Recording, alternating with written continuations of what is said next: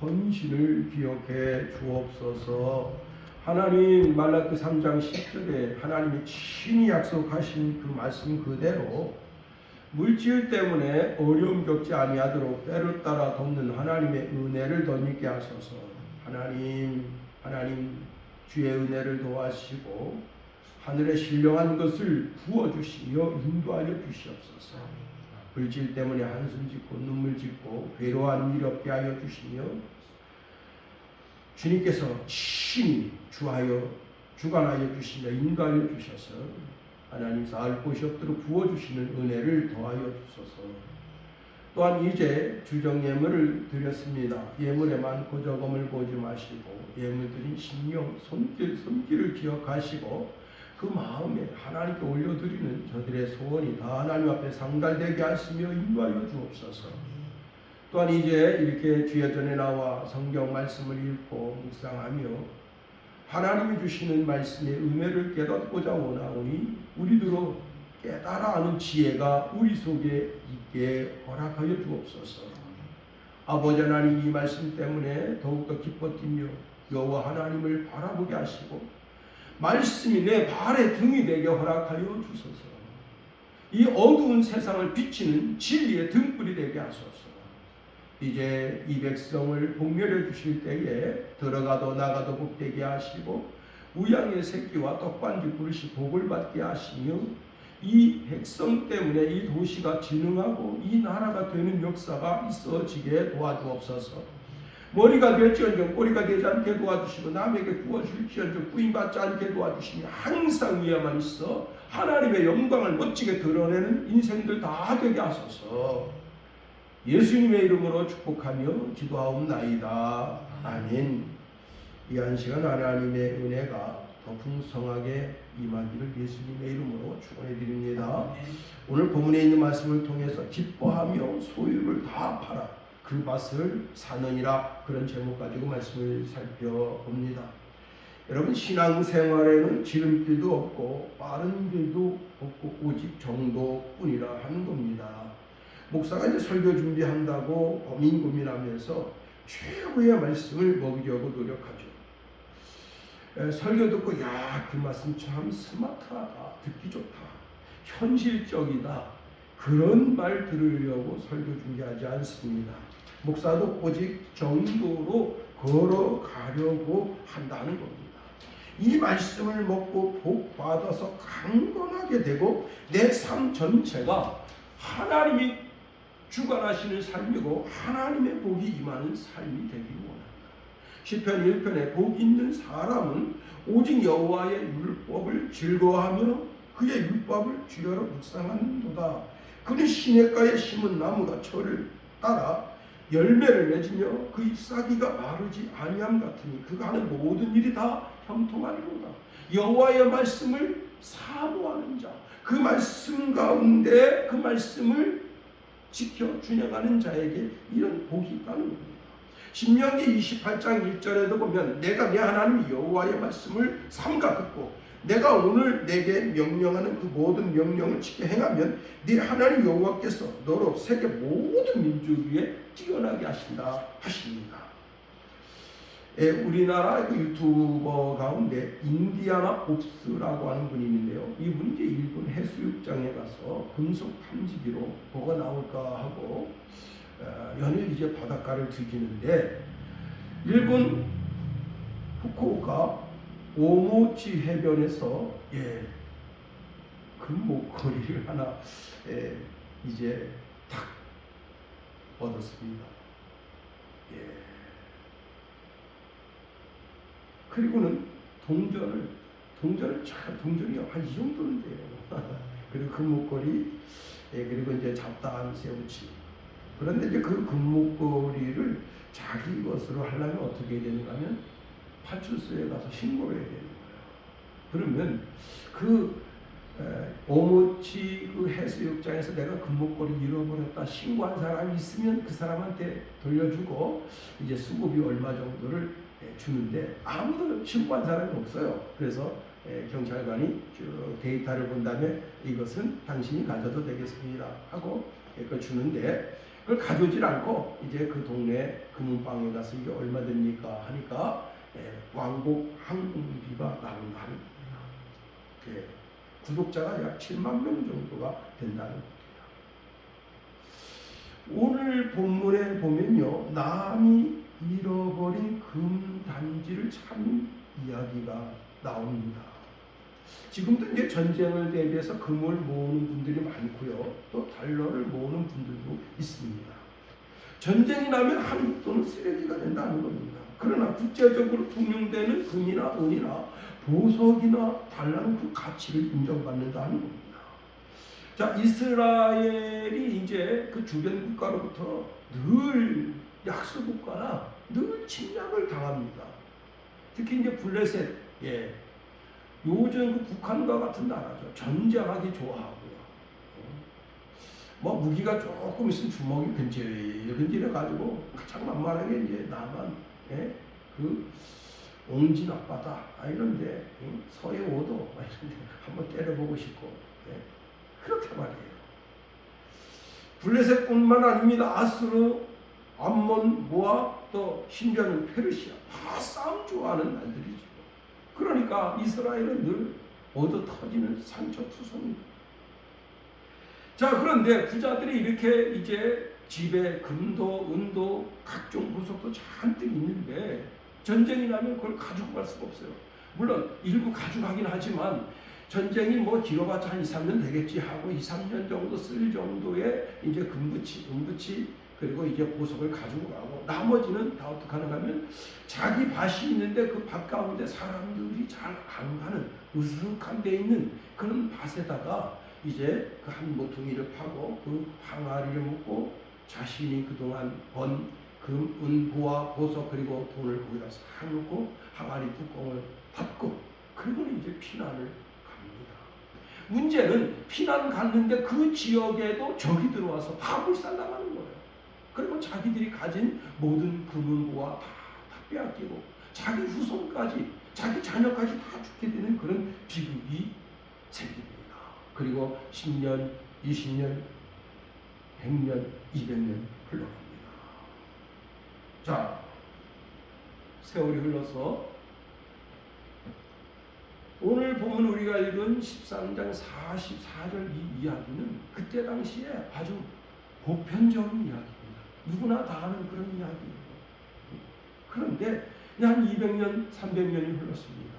이제 좀 로마가 지배를 하고, 그런데 그런 상황에서 한 젊은이가 이제 뭐 집도 절도 없고 정말 가난하게 사는데 남의 땅을 붙이며 사는데 그 주인이 자기가 이제 이렇게 땅을 붙인 그 주인이 땅이 되게 많아요. 그런데 그 산골짜기 밭이 잡목도 많고 풀도 많고 참 돌도 많고, 그래서 그걸 잘 돌보지 않으니까 이제 그 밭을 주인에게 말합니다. 주인님, 그 밭 그냥 두면 진짜 밭이요 1, 2년만 안 붙이면 어떻게 되냐면 아카시아 나무 막 자라면서 그냥 빽빽한 울림이 되는 거예요. 그러니 그냥 놔두시지 말고 저한테 이렇게 소작할 수 있도록 좀 허락해 주십시오 하니까 그 주인이 그러게 하고 그 밭을 이제 바꿉니다. 그 가서 이제 그 정말 아카시아 나무, 그 다음에 이제 도토리 나무 이런 거 다 나무를 다 잘라내고 돌을 줍고 그렇게 해서 이제 어느 정도 밭이 된 다음에 그 주인한테 가서 주인님 제가 그 밭을 가려고 하는데 소 좀 빌려주십시오. 주인이 자기 밭을 경작하는 소작한테 그냥 소를 공짜로 빌려줄 수도 있지만 하는 말이, 여보게 소 하루 빌리는 삭슨 사람 인건비 5배네. 그러니까 자네가 거기서 소출을 거두면 소출을 거둔 것의 반은 내 것이고 그 다음에 자네가 소출 얻은 것에서 거기서 인건비 5인분을 더 줘야 하네. 그렇게 하겠는가? 예, 그렇게 하죠. 자, 그래서 그 소를 빌려서 그 밭을 가게 됩니다. 여러분, 웬만한 밭은요 깊게 갈지 않아요. 그냥 대충 갈고 대충 씨 뿌려요. 우리 시골집에도 이제 관리기가 있는데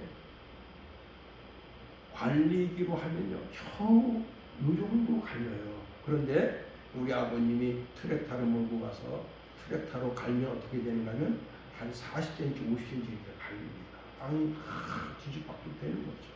그 다음에 관리기를 가지고 가서 이제 골을 캐고 그리고 그 골에다가 각종 씨앗을 심게 되는 겁니다.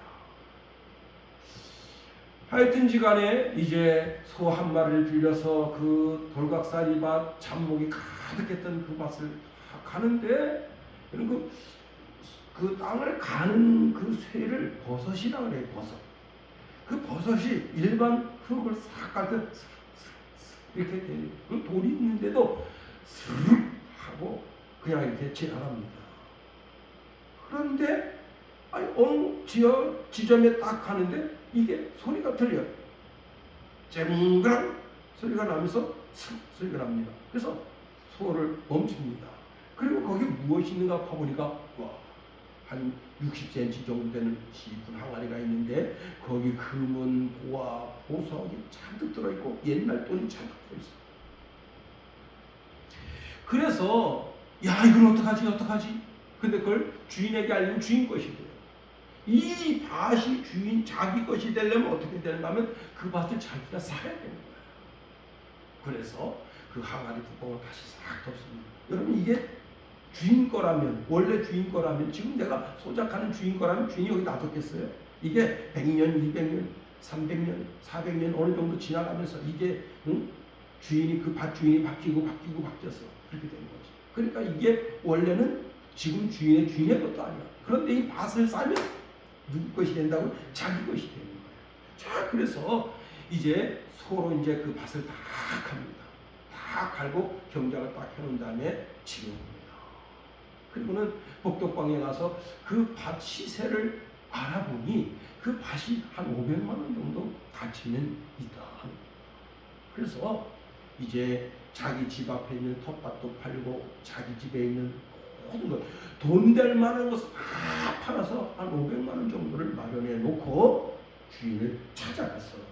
어르신, 제가 그 밭에 이렇게 공을 들이다 보니 그 밭이 탈이 납니다. 그러니 그 밭을 저한테 파십시오. 이 사람아, 그건 대대로 내려오는 밭이라 아무리 밭이 허래도 그 밭을 팔지 않겠네. 그런데 이 젊은이가 마음이 달았습니다. 그래서 그냥 주인님 파십시오. 제가 그 밭을 후하게는 쳐드리지는 못하지만은 그래도 섭섭지 않게 해드리겠습니다. 그 시세가 한 500 정도 간다는데 자네 얼마 준비했나? 예, 제가 500 준비했습니다. 그래? 그러면 500 가져오게. 그리고 500을 받고 땅 문서를 받아서 이제 법원에 가서 등기를 자기 것으로 냈습니다. 그리고는 여러분 대낮에 여보 밭에 갑시다. 여보 햇빛도 뜨거워. 오늘 잘못하면 일사병 열사병 걸린다는데 이 뜨거운 날 왜 밭에 가자 하십니까? 잔소리만 따라오시고. 그리고는 자기는 삽을 들고 아내한테 괭이를 들게 하고 그리고 지게를 펴고 갑니다. 대낮에 보란 듯이. 왜냐 이 밭은 누구 밭이에요? 내 밭이거든. 내 소유로 됐단 말이에요. 법원 등기장이 있단 말이에요. 그래서 그냥 보란 듯이 그 밭에 가서 중앙에서 삽질을 하면서 여보 흙을 좀 이렇게 걷어내시오.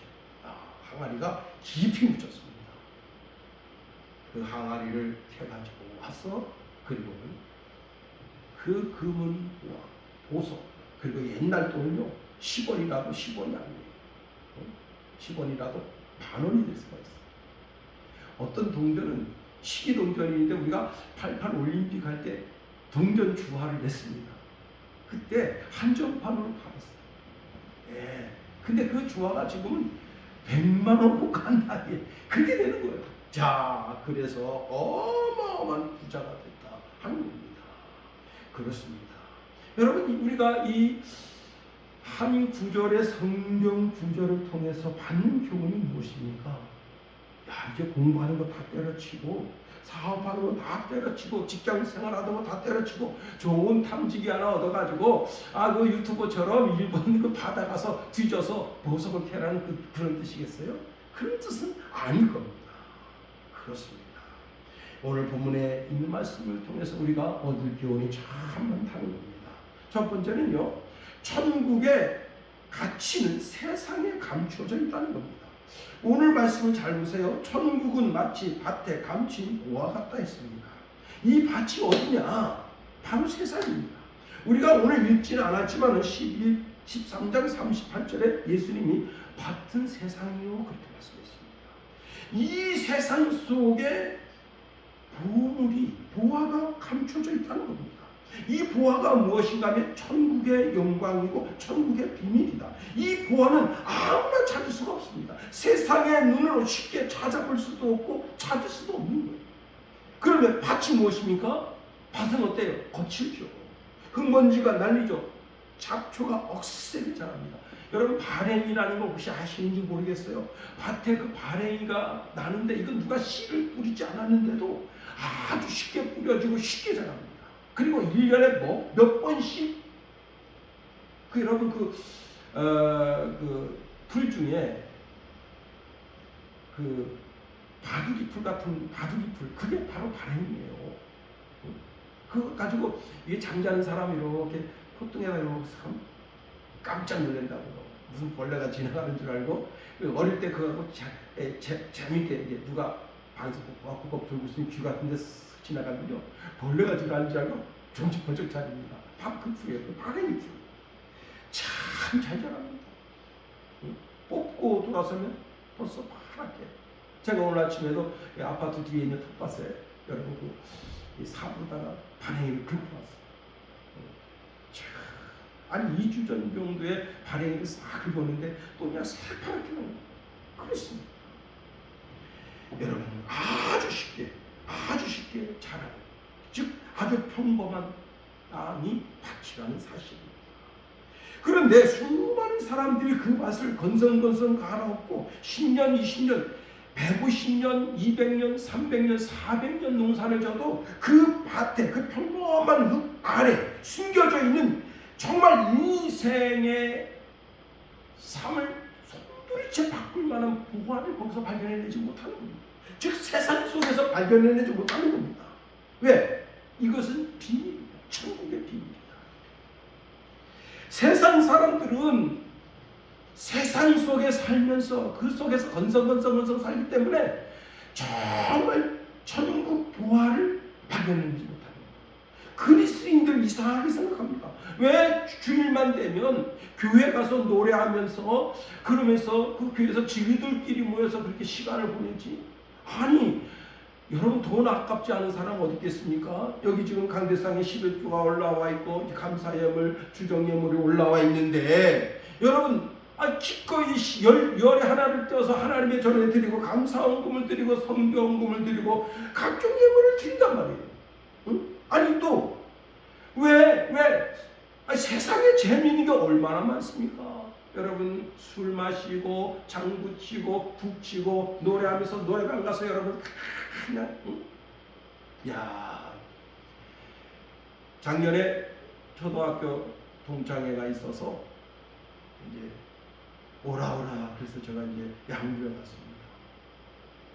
그런데 이제 그리운 금강산, 목사님은 세상 노래를 모르니까 그리운 금강산 좀 한번 봤어요. 그래서 마이크를 줬는데 오메나, 제가 음을 잃어버린 거예요.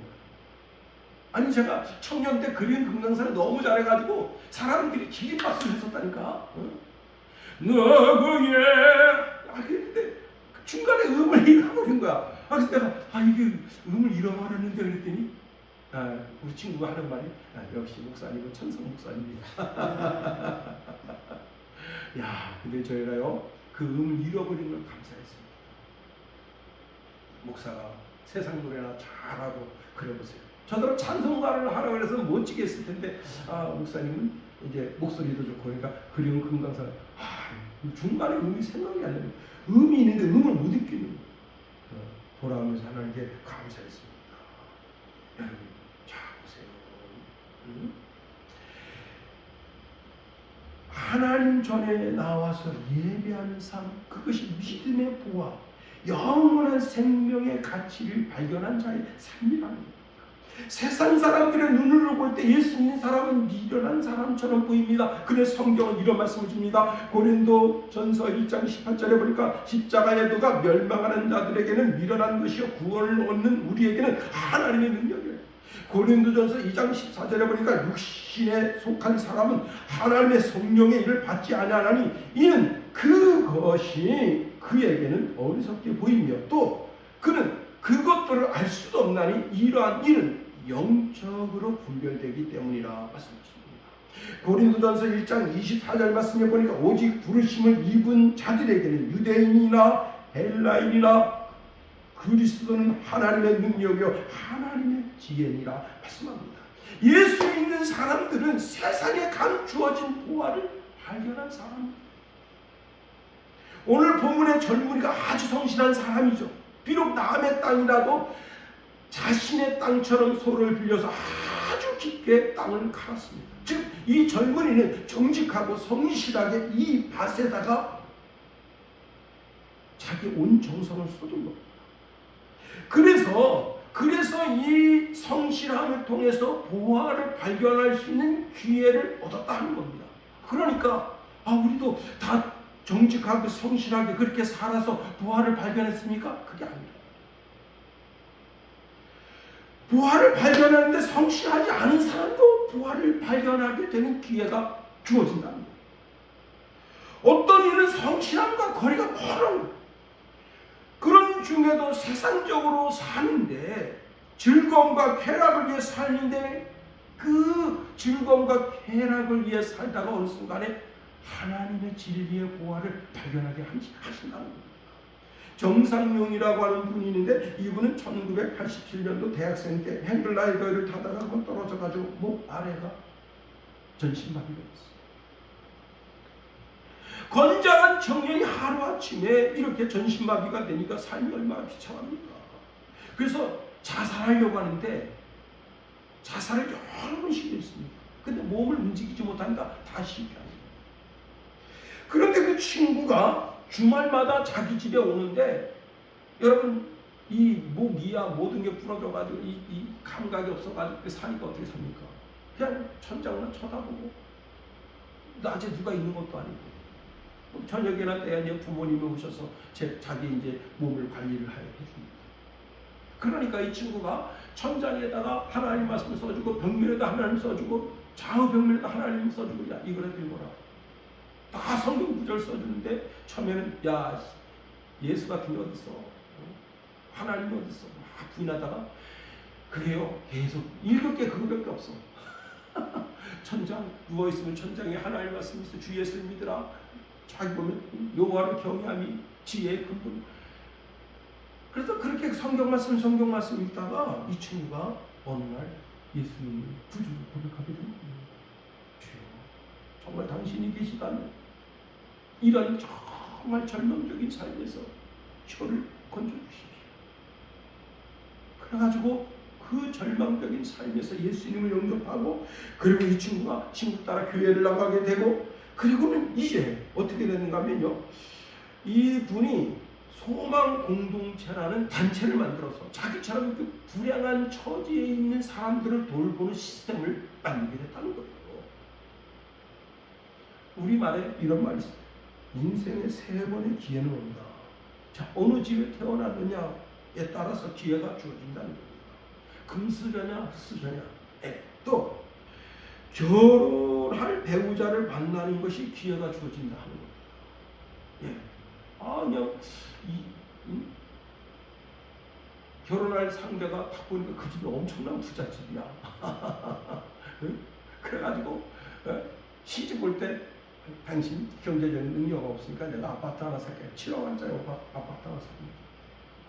그리고 남자는 겨우 뭐 전자제품, 그다음 침대, 그다음에 책상 이런 거 하나 준비해가지고 와요. 이 남자가 그냥 띵호와 된 거야, 띵호와. 그래가지고 문제는 뭐냐면 월급을 받아가지고 자기 시댁에다가 200만 원씩 보내주고 자기한테는 100만 원만 줍니다. 그 여자가 어느 날 아주 우연히 통장을 발견했는데 보니까 시댁에 매달 200만 원씩 보내고 자기한테 100만 원 줘. 그거 화딱지가 나는 거예요. 아니 내가 이 아파트 7억에 아파트 사가지고 우리 부모님이 7억 해줘서 아파트 해서 이사 왔는데 아니 우리 친정에는 10억 따지고 시댁에다 200만 원 그리고 자기한테 100만 원 그래가지고 그냥 왕창 사인 붙였어요. 여러분 배우자를 잘 만나도 좋은 기회가 됐다. 세 번째는 자녀를 통해서 기회가 주어진다. 우리 친구는 자기 큰딸이 뭐냐면 수녀였어요. 대한항공. 그래가지고 이제 LA에 자기 집이 있는 거야. 그래가지고 얼마 전에 2주간 LA 갔다 옵니다. 역시 딸이 있는 집은 해외여행 가고 아들 있는 놈은 국내 여행도 못 간다. 참 김용호 기자가 너무 불행해 보입니다. 그래서 제가 이제 작전을 바꾼 거예요. 뭐냐면 며느리들을 다 딸로 만들고 아들놈들 다 내쫓아야 되겠다. 그런 생각을 가지게 되기 위해서 며느리들 오면 절대 이제 너 친정 가가지고 네 아버지를 아버님이라고 불러라. 지금부터는. 그리고 나를 아빠라고 불러라. 너는 내 딸이고 이 새끼들은 나 내버리고. 자, 그런데요. 세상 사람들이 말하는 기회라는 겁니다. 하나님은 모든 사람에게 보화를 발견할 수 있는 기회를 주기를 원하시는 분이시다 하는 겁니다. 그렇습니다. 누가복음 14장 16절 이하에 보면 아주 큰 부자가 있는데 이 부자는 임금님이에요.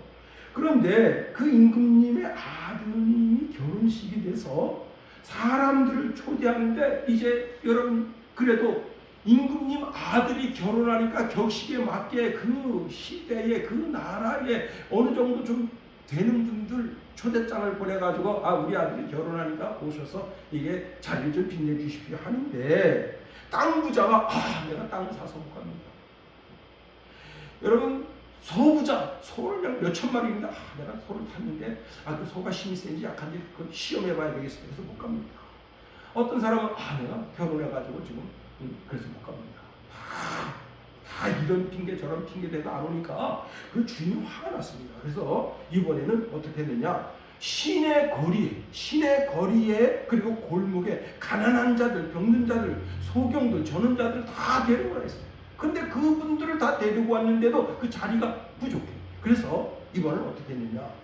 산과 길에 가서 산과 길에 있는 자들이 누구냐면 깡패, 도둑, 산적들이에요. 그 산적들을 데려다가 이 집을 채워라. 우리 선교사님 중에 한 분의 미얀마에 가 계신데 그 미얀마에 가셔서 어떻게 하는 그 반군 있잖아요. 반군. 여러분 반군 얼마나 무섭습니까? 제가 그 반군 영화를 좀 봤거든요. 실제인지 아닌지는 모르겠는데 15살짜리 여성 아이를요 반쪽으로 했어요. 반군이 그렇게 무서웠어요. 그런데 그 반군 거기 들어가서 그 반군들한테 예수 믿으라고 전하고 그리고 그 반군들이 그 총을 갖다 반납하게 하고 와 정말 놀라운 기적의 역사를 만드는 분이에요. 그게 가능하단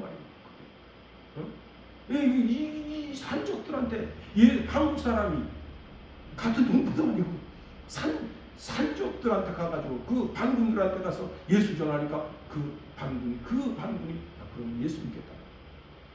총리받는다. 그 산골짜기에다가 산 충청에다 교회에서 다 예수 믿게 하고 그런 역사를 만드는 겁니다. 누구나 이 하늘 보화를 발견하도록 온 천하 만민이 다 예수 믿고 이 하늘 보화를 발견한다. 디모데전서 2장 4절에 보니까 하나님은 모든 사람이 구원을 받으며 진리를 아는 데 이르기를 원하시느니라.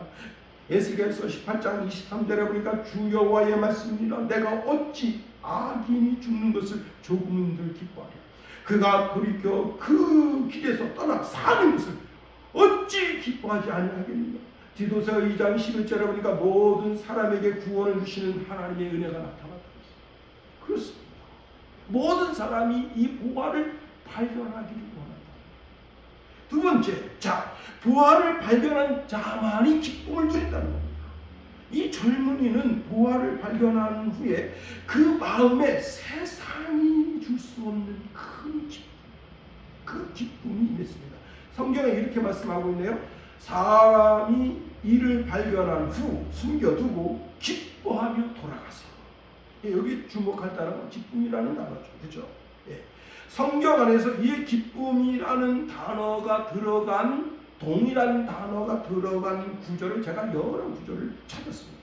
첫 번째 무엇인가 하면 부활하신 예수님을 제자들이 만났을 때 그때 어떤 마음의 자세였는가 하면 마음에 두려움이 있고 기쁨이 있는 상태였다는 거예요. 마태복음 28장 8절에 보니까 그 여자들이 무서움과 큰 기쁨으로, 무서움과 큰 기쁨으로. 자, 지금 여기 부활을 발견했어. 그런데 한쪽 마음에는 두려움이 있어. 야, 이거 다른 사람이 발견하면, 다른 사람이 가져가면 어떡하지? 그리고 말할 수 없는 기쁨이 있는. 두 번째는요, 이 동일한 단어가 어디에 쓰여지고 있는가 하면 요한의 아버지인 사가랴가 이제 자기 때가 돼서 순번에 의해서 성소에 들어가서 거기서 결례를 행할 때 그때 하나님의 사자가 거기에 임했습니다. 그리고는 뭐라고 말하죠? 이제 내가 명령에 자신이 됐다 할 때 누가복음 1장 14절에 보니까 너도 기뻐하고 즐거워할 것은 많은 사람도 그의 남을 기뻐하리니 그때 그 사가랴가 두려움 속에 기뻐. 그 다음에 누가복음 10장 17절에 보면 70명의 제자들이 가서 전도할 때 악한 영을 제어하는 그런 능력을 행했습니다. 성경이 이렇게 말씀하고 있네요. 70인이 기뻐 돌아와 가로되 주여 주의 이름으로 귀신들도 우리에게 항복하더이다. 그때 그 제자들이 가졌던 마음속에는 기쁨만 있는 것이 아니라 하나님에 대한 두려움, 예수님에 대한 두려움이 있었다는 겁니다. 그렇습니다. 예, 이 기뻐하다라고 하는 단어는 그 단어 속에는 하나님을 예배하는, 하나님을 경배하는, 즉 하나님을 두려워하는 마음이 있는가 동시에 어떠한 거죠? 그 세상의 그 어떤 것으로도 줄 수 없는 기쁨이 그 속에 있는 것. 이것은 억지로 짜내는 기쁨이 아니라 내 마음 깊은 내면 속에서부터 내 모든 슬픔과 좌절과 역경과 힘들었던 모든 것을 밀어내고 내 자신도 주체할 수 없는 희연의 기쁨이 솟아오는 것. 여러분, 이런 기쁨을 로또에 당첨되면 이런 기쁨을 우리가 누릴 수 있겠습니까? 여러분, 로또에 다른 이름이 있는데 저주라는 겁니다.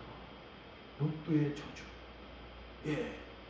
미국 매체 뉴욕 포스트지에 의하면 2020년 7월 가장 불행한 복권 당첨자 잭 슈테커가 사망했다는 소식을 전하고 있습니다. 이 사람은요 4,800억 원을 슈퍼볼 4,800억 원을 거머쥐었습니다.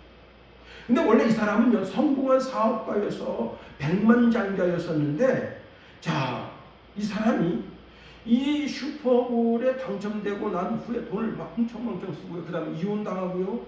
자기 손녀딸은 마약 먹고 자살하고요. 자기 사업을 파산했습니다. 그가 죽으면서 이렇게 말했습니다. 내 불행의 시작은 복권 당첨이었다.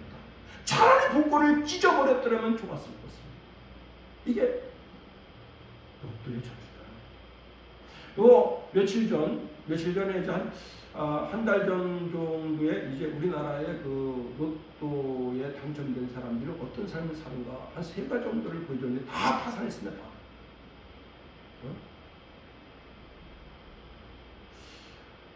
친구 목사님이 로또 복권을 샀어요. 그래서 제가 야, 그 11조는 우리 교회로 보내라 그랬더니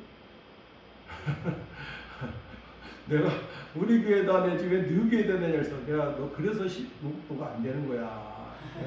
그 11조를 우리 순양교회다 내면 하나님이 그 마음을 보시고도 되게 해주시는데 너 로또 된다고 해서 그 11조가 한 24억 받으면은 한 2억 4천 정도 순양교회다 내고 자기 위에다가 나머지 11조 내고 감사금은 하나님 해주신대. 그런 마음 돼서 안 되게 되는 거예요. 그랬더니 뒤늦게 그럼 내가 11조 2억 4천 순양교회에다 내지. 그다 틀렸어. 예, 여러분, 이 젊은이가 집으로 가는 발걸음을 생상이 없어요. 몸이 비록 고단하고 노동으로 지치고 땀에 젖었지만 그 마음은 구름 위를 걷는 느낌이다. 이웃들이 말합니다. 여보게 왜 이렇게 기뻐하고 즐거워하는가? 무슨 좋은 일 있나? 그런데 뭐죠? 자기 속에는 누구에게도 말할 수 없는 기쁨, 즐거움이 그 속에 있는 거예요. 근데 그걸 말하면 어떻게 되죠? 그 보화는 자기 것이 안 돼. 그래서 그 기쁨을 자기 속에 감추고 그리고는 여러분 자기 집으로 돌아갑니다. 그러면 이 젊은이가 기뻐한 이유가 뭡니까? 내 안에 이 세상이 줄 수 없는 더 가치 있는 그것이 들어왔기 때문입니다. 이게 뭐냐? 천국을 발견하고 예수 그리스도를 진짜로 만난 성도의 삶이라고. 세상 사람들은 조건이 좋아야 기뻐합니다. 돈이 벌려야 기뻐하고 건강해야 기뻐하고 일이 잘 풀려야 기뻐하고 환경이 흔들리면 그 기쁨이 한순간에 다 사라집니다. 그런데 천국의 보화를 품은 사람은 세상의 역경과 환난과 징고가 와도 경제적인 어려움이 와도 자기 속에 있는 그 기쁨이 사라지지 않습니다. 하박국 선지자가 이렇게 말합니다. 비록 무화과 나무가 무성하지 못하며 포도나무에 열매가 없으며 그래도 난 여호와로 말미암아 즐거워하며 나의 구원의 하나님으로 말미암아 기뻐하리로다 말씀하셨습니다. 여러분, 오늘 주의 전에 나와 예배하면서 이 기쁨이 회복되게 되기를 예수님의 이름으로 축원해 드립니다. 사도 바울은 빌립보 교회를 향해서 강제적으로 기뻐하는 삶을 살라고 명령하고 있습니다. 그렇습니다. 하나님이 주신 기쁨이 회복되는 거예요. 천국을 마음에 품은 자, 하나님의 나라를 그 마음에 품은 자는 기뻐하지 않습니다. 세 번째로, 이 세상에서 발견한 가장 귀한 보화가 예수라는 사실을 알아야 됩니다. 그 랍비 율법에는 이렇게 써 있다고 합니다. 만일 일꾼이 밭에서 일하다가 보물을 발견하고 그것을 파내었으면 그 보물은 당연히 그 밭 주인의 소유가 된다. 이게 규정되어 있다는 겁니다. 예, 그러니까 이 젊은이가 그 밭에서 그 보화 단지를, 보화 항아리를 캐내면 안 되는 거예요. 묻어야 되는 거예요. 이걸 자기 소유로 만들어야 되는 거예요. 자, 그런데 이 젊은이가 그 밭을 자기 소유로 만들기 위해서 어떻게 했느냐? 오늘 본문에 보니까 자기 소유를 다 팔았대요. 자기 소유. 예, 이 사람은 보화를 발견하는 것으로 인해서 기뻐하고 즐거워하는 것에 머무르지 않았다는 겁니다. 즉시 행동에 옮겨갔는데 자신의 집에 돌아가서 자신의 가구, 자신의 가축, 심지어 입던 옷까지 자기의 모든 소유를 남김없이 다 팔았습니다. 자기 모든 소유라고 하는 것이 무슨 뜻인가 하면 내 손에 잡고 있는 모든 것을 매매하다, 그 뜻이에요. 내 마음에 붙잡고 있던 모든 것을 다 파는 거예요. 예, 주변 사람들이 손가락질합니다. 저 사람 미쳤네요. 아니, 쟁기 들고 밭에서 집으로 돌아올 때부터 내가 알아봤어. 이상하게 실실 웃더라고. 왜 쓸데없이 지금 텃밭도 팔고 집안에 장롱도 팔고 돈 나갈 것도 안 된 그런 그냥 집안에 집기도 다 팔고 어떡하려고 저렇게 하는 거야? 하고 걱정하고 염려할 정도로 자기 모든 소유 그걸 다 파는 거예요. 왜 파는 거예요? 그 밭의 보화는 내가 파는 내 모든 소유의 몇천 배의 가치가 있기 때문에. 자, 그런데 여기서 아주 중요한 것이 있습니다. 자기의 모든 소유를 다 판다 하니까 천국을 얻기 위해서 자기 재산을 전부 팔아가지고 교회에다 바쳐야 되는 그런 뜻은 아니고, 또 자기 자신의 모든 소유를 다 판다니까 이제 세상인 거 다 때려치고 이제는 내가 전업 목사가 돼야 되겠다, 그런 뜻도 아닐 것입니다. 잘 들으세요. 이게 핵심입니다. 우선순위를 하나님께로 너희는 먼저 그의 나라와 그의 의를 구하라. 그러면 이 모든 것을 너희에게 더하리라는 말씀에 의지해서 내 영광, 내 영순위를 하나님께로 고정했다. 다시 말하면 천국을 발견한 사람은 세상적 물질, 명예, 자존심, 나의 고집, 정욕 이것이 내 삶을 주장하지 못하도록 하고 오직 여호와의 말씀 내 삶을 주장하도록 내 삶의 영순위를 하나님께 줬다. 그렇습니다. 여러분, 자신의 전 생애를 예수님께 두는 사람, 예수님이 내가 발견한 최고의 보물, 보화인 줄 아는 사람, 그 사람이 바로 오늘 같은 보화를 발견한 사람이 거예요. 여러분, 사도 바울은요 자신의 전 생애를 다 버렸어요. 가문도 버리고 학벌도 버리고 권력도 버렸어요. 그가 다메섹 도상에서 예수님을 발견한 이후에 그가 뭐라고 말했는가 하면 빌립보서 3장 7절 8절에 보니까 무엇이든지 내게 유익하던 것을 내가 그리스도를 위하여 다 해로 여길 뿐더러 또한 모든 것을 해로 여기면 주 그리스도 예수를 아는 지식이 가장 고상하기 때문이다.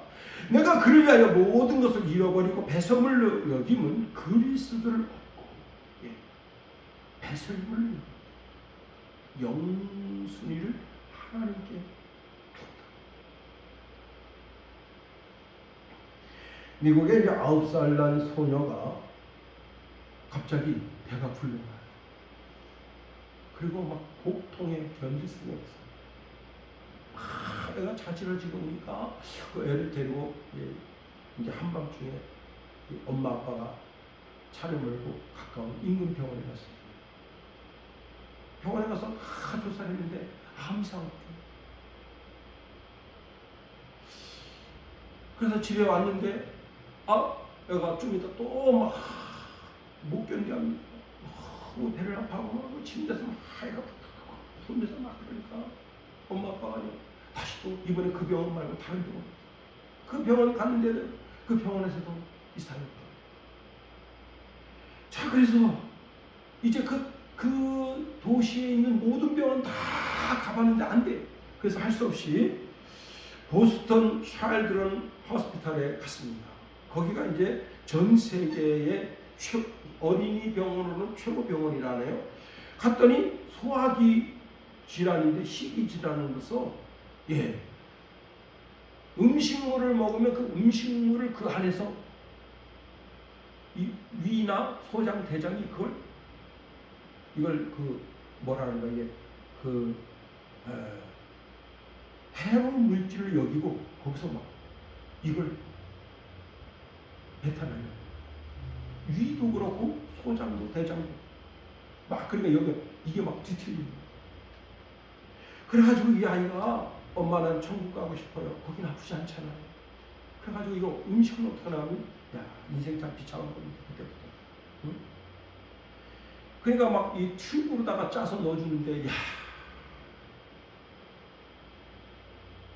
그러니까 얘가 살고 싶지 않아요.